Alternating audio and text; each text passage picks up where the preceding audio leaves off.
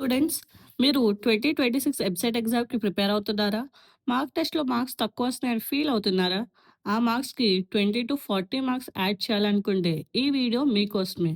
మనం హార్డ్ వర్క్‌తో పాటు స్మార్ట్ వర్క్‌ని కూడా ఈ పవర్‌ఫుల్ చీట్ కోడ్స్‌లో మన ఎంసెట్ ఎగ్జామ్‌కి యాడ్ చేసి మన ర్యాంక్‌ని బూస్ట్ చేద్దాం. ఈ పవర్‌ఫుల్ చీట్ కోడ్స్ ఇప్పుడే మీకోసమే. Okay, let's get started. Okay, let's get started. EAMCET cheat codes.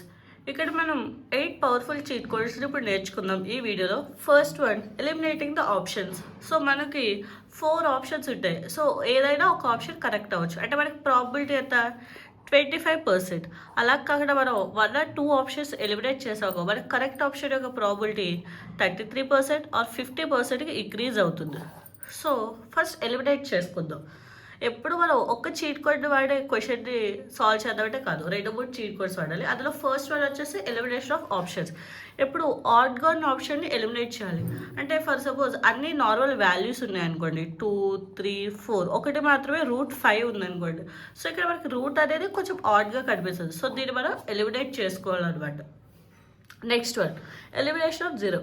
ట్రిగ్నోమెట్రీలో కాకుండా మీకు ఎక్కడైనా ఆప్షన్స్ జీరో కనిపిస్తే దాన్ని ఎలిమినేట్ చేసుకోవడం is the best choice.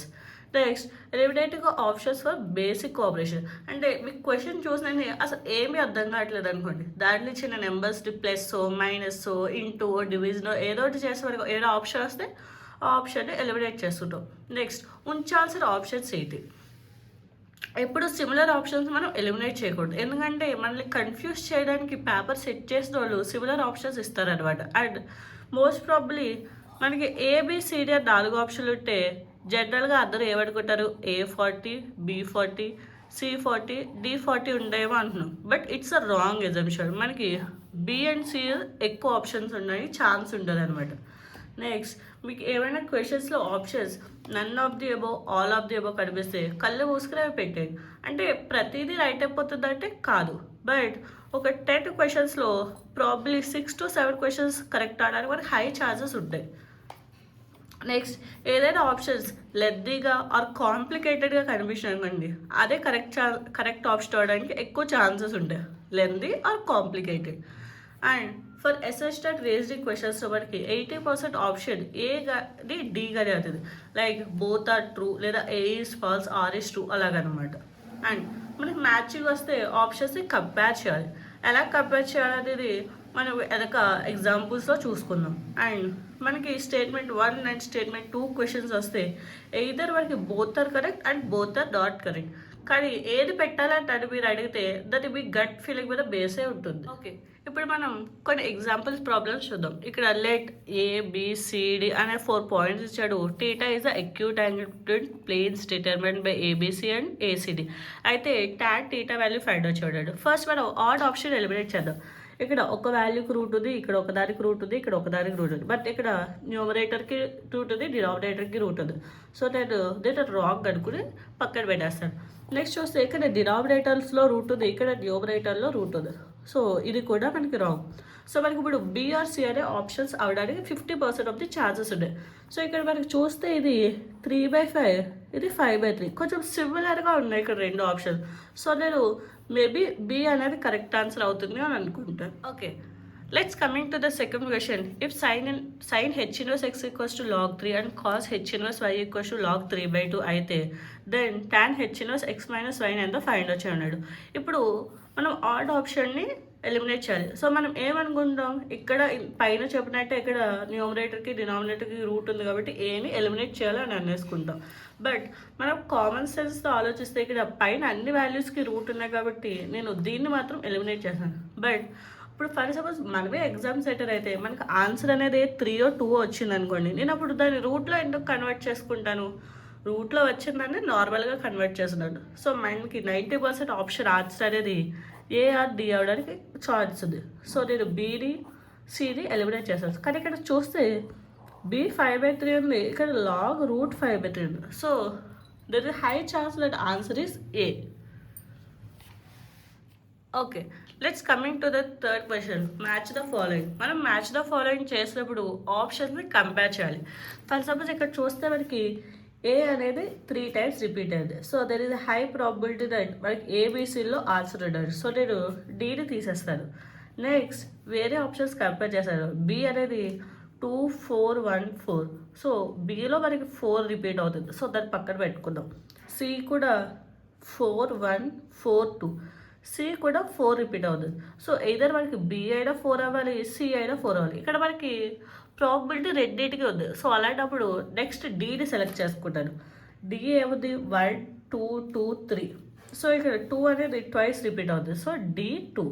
So నాకు సి కానీ బి కానీ 4 అవుతూ ఇది వచ్చేది. సో నేను ఆప్షన్ సిని సెలెక్ట్ చేసుకుంటాను. సో ఇక్కడ ఆప్షన్ సిని సెలెక్ట్ చేసుకోవడం వల్ల మనకి ఏమవుతుందంటే ఏ అనేది సెలెక్ట్ అయింది, సి 4 వచ్చింది, డి 2 వచ్చింది. ఆర్ ఆప్షన్ బీనైనా సెలెక్ట్ చేస్తుంది. సో బి ఆర్ సిలో నాకు ఏది సెలెక్ట్ చేస్తానంటే దట్స్ అ గట్ ఫీలింగ్. మనం ఇప్పుడు ఇంకొక క్వశ్చన్ చూద్దాం.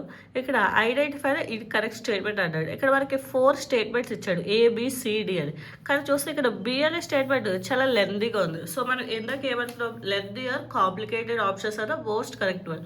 సో అందుకోసం నేను బి సెలెక్ట్ చేసుకుంటాను.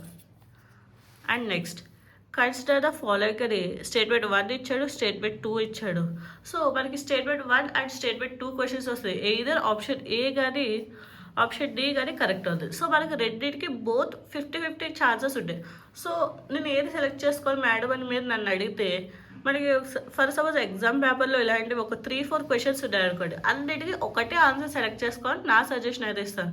సో ఒకదానికి డి, ఒకదానికి ఏ, ఒకదానికి డి అలా సెలెక్ట్ చేసుకోవడం కదా, అన్నిటికీ ఒకటే సెలెక్ట్ చేసుకోవడం వల్ల దిర్ ఇస్ హై ప్రాబిలిటీ మనకి కొన్ని బిట్స్ అయినా కరెక్ట్ అయ్యే ఛాన్స్ ఉంటుంది. నెక్స్ట్ క్వశ్చన్, ఇక్కడ x denotes the greatest integer less than or equals to x అయితే, if bracket of x equals to x minus box x, then ఈ limit value మనకి ఎంత ఫైండ్ వచ్చేయమంటాడు, sine theta plus cos theta value. So first మనం చెప్పుకున్నట్టే elimination options. ఇక్కడ నేను జీరోని ఎలిమినేట్ చేయాలి. అండ్ నెక్స్ట్ మనకు పాయింట్ ఏంటి, సిమిలర్ ఆప్షన్స్ మనం ఎప్పుడూ అక్కడే ఉంచుకోవాలి. సో ఇక్కడ 1 అండ్ -1 సిమిలర్గా ఉన్నాయి. సో డీని మనం ఎలిమినేట్ చేయడానికి ఎక్కువ ఆప్షన్ ఛాన్సెస్ ఉంది. సో డీని కూడా ఎలిమినేట్ చేస్తారు. సో ఇక్కడ మనకి ఏఆర్ కరెక్ట్ అవ్వచ్చు, సిఆర్ కరెక్ట్ అవ్వచ్చు. కానీ నేను ఇంకా కొంచెం చూసి ఇక్కడ క్వశ్చన్లో మైనస్ ఉంది కదా, సో అందుకోసం అని చెప్పి నేను maybe A is the correct option అనుకుంటాను. సో మనకి ఇక్కడ దెర్ ఇస్ హై ప్రాబిలిటీ మనకి ఏఆర్ సి కరెక్ట్ అవ్వచ్చు. బట్ క్వశ్చన్లో మైనస్ ఉంది కాబట్టి నేను -1 తీసుకున్నాను. సో ఇక్కడ మనం డిస్కస్ చేసిన చీట్ కోడ్స్ నేను 2025 PYQస్లో అప్లై చేశాను అనమాట వెనకాల అనేది. మీరు ఓన్లీ ఈ చీట్ కోడ్స్ వీడియోస్ చూసేసి నాకు చీట్ కోడ్స్ వచ్చినాయి ఎగ్జామ్లో నేను వెళ్ళి రాసేస్తానంటే అవి మనకు అప్లై చేయడం చాలా కష్టంగా ఉంటుంది. సో నా పర్సనల్ సజెషన్ ఏంటంటే, మీరు ఇప్పటి నుంచి మనకి తక్కువ డేస్ టైం ఉంది కాబట్టి రోజుకు ఒక మాక్ టెస్ట్ రాసి ఫస్ట్ 1.5 అవర్లో మీకు వచ్చిన క్వశ్చన్స్ అన్నిటి రాసి లాస్ట్ 1.5 అవర్లో ఈ చీట్ కోడ్స్ని అప్లై చేయండి. ఎంతవరకు అప్లై చేయగలుగుతారు, మీ మార్క్స్ అనేవి ఎంతవరకు ఇంక్రీజ్ అనేది చూసుకోండి. All the best for your future exams.